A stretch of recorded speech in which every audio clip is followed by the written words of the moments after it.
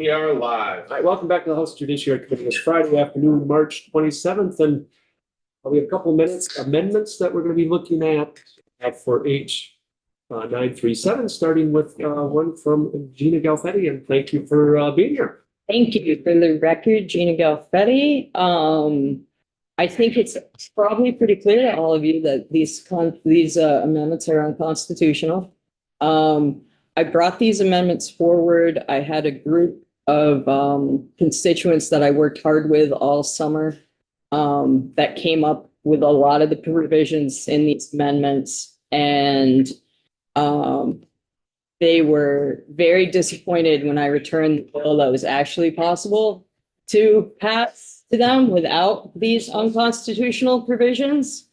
So I am offering this amendment just as to do my due diligence to my constituents, to give them their opportunity to be heard. And quite frankly, I plan to withdraw the amendment, and I'm just hoping to use this as an opportunity to get the conversation started about the need for a constitutional amendment that would consider public safety and repeat offenders that are awaiting trial when judges are considering bail.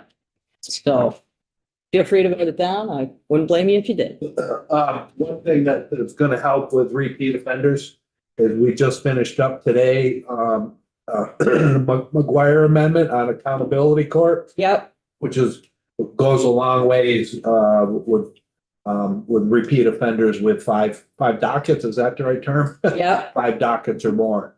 So it's really gonna and the accountability court was just up in Burlington or Chittenden County, I should say, because Chittenden County Courthouse. It was gangbusters up there, and it's moved to Rutland right now and working. Hopefully we can with the revisions to the amendment. It's going to work better in Rutland and better through the whole state. So there is, and the way I look at it, I think it's monumental, the work that we did on it, and it's going to go a long ways with the repeat offenders. So Agreed. And not just throwing them in jail either. That's not the intent at all. It's just throw everybody in jail. It gets some people will go to jail just because of the way the system works, but the main gist of the accountability court, get people in front of the services that they're going to need to rehabilitate them, whether it's mental health, going to treatment or whatever. So Yeah, and the corrections committee is right there with you. Yeah, And the judiciary on that. We see the good work that's being done, and we've taken some testimony on it as well, and it's very promising. And I'm happy to bring that back to my constituents as well. But they were very passionate about this, and I just felt like it was the right thing to do to get some airtime. So just real quickly, I mean, in general, from what I understand, the amendment would expand the ability to hold people on bail, not just for flight risk, but public safety risk. Correct. And just have on the record that that Section 40 of the Constitution related to excessive bail pretty clearly says that everybody's bailable unless they're a flight risk. Some people can be held without bail, but it has to be a crime of violence against a person or a crime that carries a life sentence. So yeah, it is pretty clearly unconstitutional. And with that, I would ask that we find this unfavorable. I take a motion to find this unfavorable. So And I can have more discussion. We need more discussion. All right. All those in favor of finding, the way this all works. In favor of finding this unfavorable, please raise your hand. Anybody wants to find it favorable, raise your hand. Okay, so it is 1, 2, 3, 4, 5, 6, 7. Coach, are you weighing in? Unfavorable. Okay, 8 to 1, 8, 1, 2. Yeah, Barbara's not here. 8, 1, 2. 8, 1, 2. All right. So Barbara needs to know that. I'll let Barbara know that. All right. So let's. So let us have Michelle now. Thank you very much again. thank you, committee. I appreciate your time, everyone.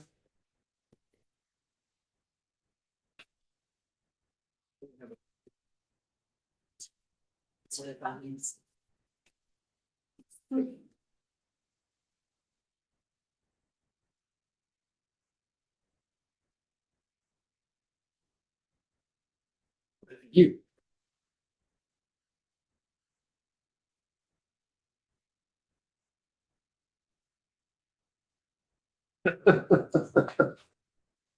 All right, so this is H937, draft number 4.1, the amendment, McGuire and Bone.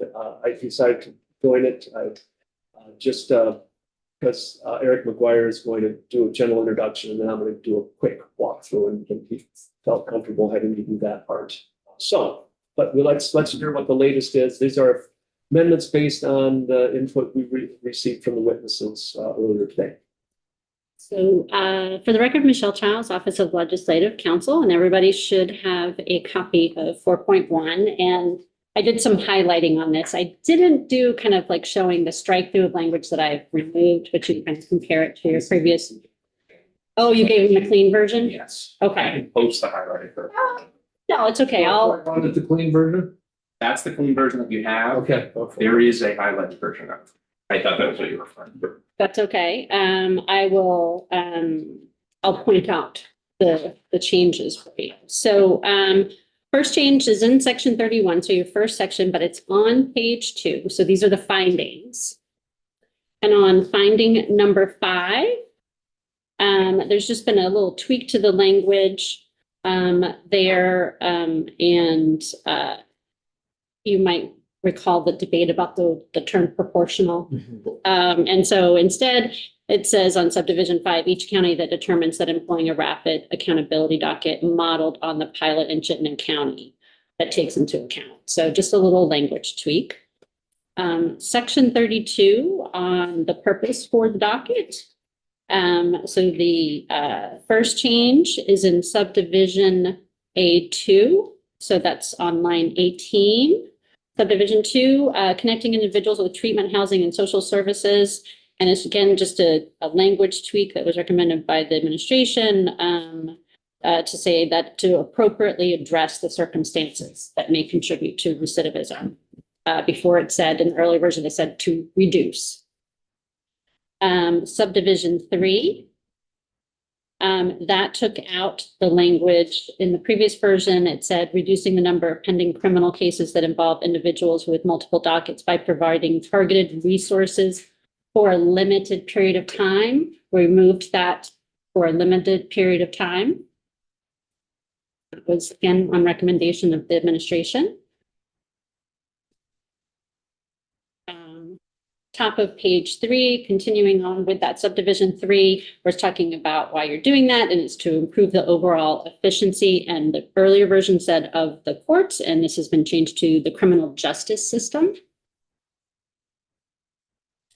Subdivision 5, still on page 3. And that is, we just added the word courts there. So improving collaboration among the courts, law enforcement, prosecutors, and social workers. Next, we're on section 33 on the county deployment strategy. So this has changed a little bit, small ways, but so it previously directed executive director of DSAS in consultation with the Defender General and the Secretary of Human Services and the Chief Superior Judge shall identify the order in which the county should employ the rapid accountability docket. And that has changed to DSAS in consultation with the DG and AHS shall recommend to the Chief Superior Judge the counties identified as appropriate for the accountability docket and the order in which the counties shall implement it. And again, that was in response to the Judiciary's testimony around, they're the ones that control the docket. They're the ones that have the constitutional authority to be making those determinations. So, so they would be making a recommendation to the court. Then on that second sentence, there's just it on line 17. it was just, let's see if I could change it. It's just adding the word to implement the docket in accordance with the goals identified in section 32 of the act. So again, just a little, very small language tweak. Section 34 on the dedicated court space and judiciary staff.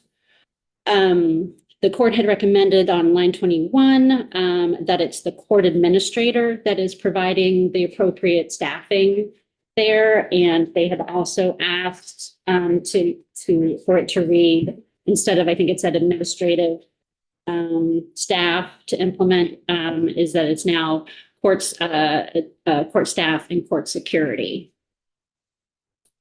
Then on subsection B,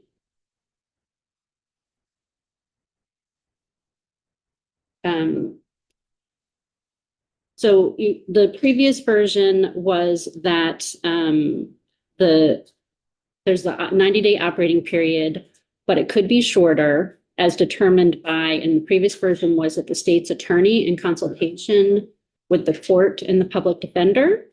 But this is again around the issue of controlling the docket. So, but maybe shorter if the goals of the accountability docket are met as determined by the judiciary in consultation with the state's attorney, public defender. So it just kind of flipped the state's attorney and the court in that instance.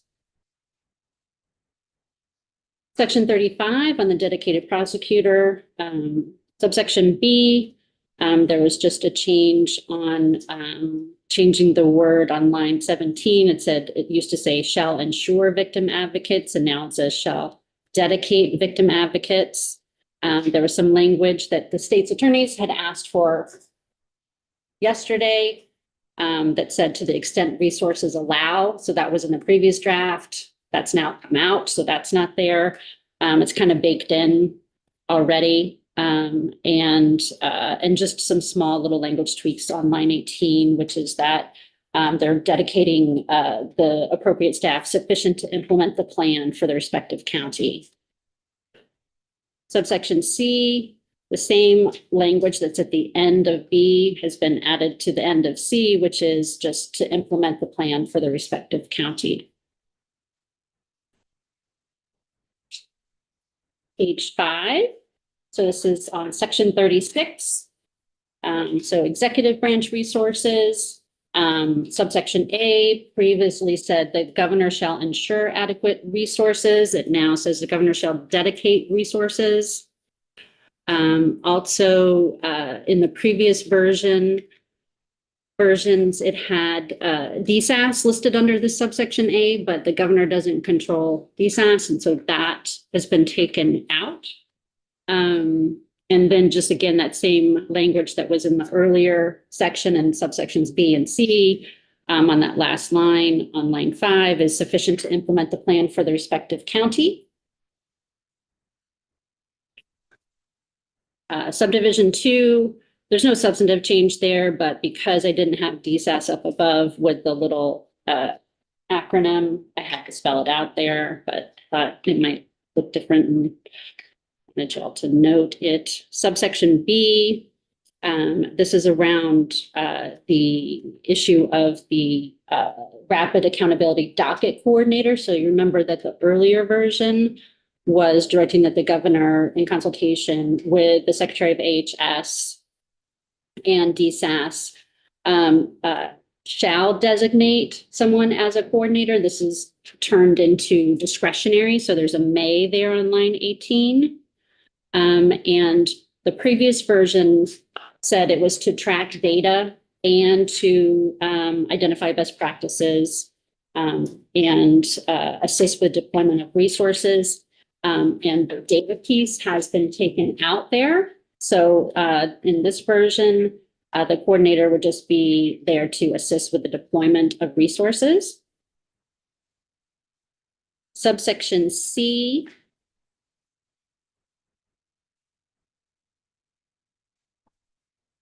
is new. And so here it's the administration shall coordinate executive branch resources to track and report the data as required by section 37.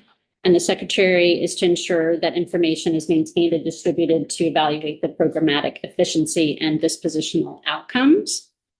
And just prior to that, that was language suggested from Jay Johnson. Right. She was gonna go and identify who should do this, and that's who she identified.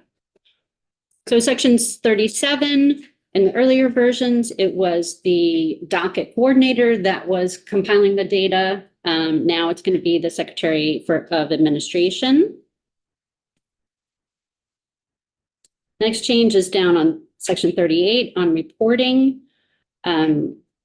And on subsection B, it had been the docket coordinator doing the end of the year report, and now it'll be the Secretary of Administration. Page 7, section 39. The new language there is after fiscal year 2027, and that references the appropriate language in the BAA where funds exist that they can pull from. Any questions for Michelle? I did send this out to the witnesses, and I didn't hear back from Jay, but I heard back from the others, and they were fine with it. It was, I gave them all a deadline. I'm assuming that. Yeah, so I'll go ahead and get a motion on the table that we can have discussion. I take a motion to find H draft number 4.1 of the McGuire amendment to H 937 favorable. So moved. Any discussion? I think you already hit it on the last one. The last, you explained the good work that has been when we were talking about the Galfetti amendment. So I'm not seeing an additional discussion. All those in favor of finding this favorable, please raise your hand. Coach, where are you on this?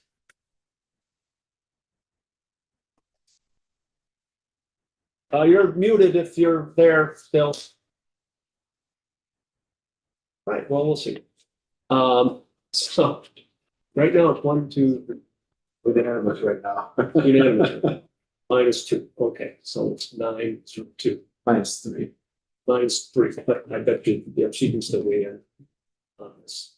So, all right.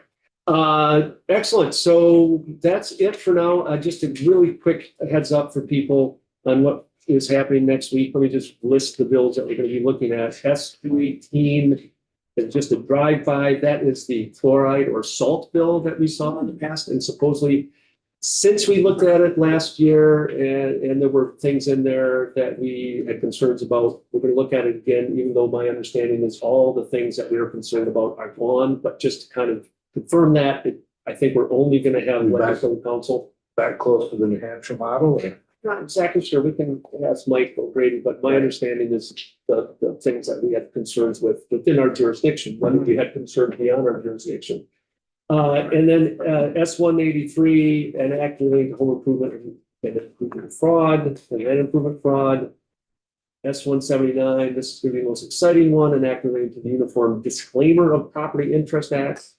I'm sure Ken would love to report that as well. S203, that has to do with the DUIs, and S209, that's the sensitive locations one. So those, a lot of bills, but they're mostly short and pretty straightforward. Also S181. Did I hear that we're having a hearing as well? And I was going to mention that as well. Thank you. Yes. And on Tuesday at 5 to 7 in the chamber, we're having a hearing for the public to weigh in on the events a couple weeks ago in South Burlington on March 11th regarding the protests and such. We had a lot of requests from individuals that wanted to be able to voice their viewpoints. So people will be getting two minutes per person. There's a few people who may need an interpreter, where we probably have 4 minutes. Should be interesting. So that's in the chamber. Yeah. I got an email from a constituent on this event or hearing. Is it just people come and first come, first serve, or is there a sign up sheet? There is a sign up form, and you can get that from there was a press release that went out that had the sign up form, is my I understanding. think it might be on the House overview page. House And yeah, I think it's correct. If so she was asking. It's not on our own page, it's on that page. Yeah, I'll do now. It's on our So they need to like fill that out, and that somehow will get them into the queue. And is there a remote? Is there a remote option or do they need to be there? Yes. Okay, great. So there's no sign up here then? No, everybody will be signed up in advance, so, which is better than what we've done in the past, I think. Yes. So, I agree. this will warm us up for the Prop 4 hearing, public hearing that that we're obliged to have, actually.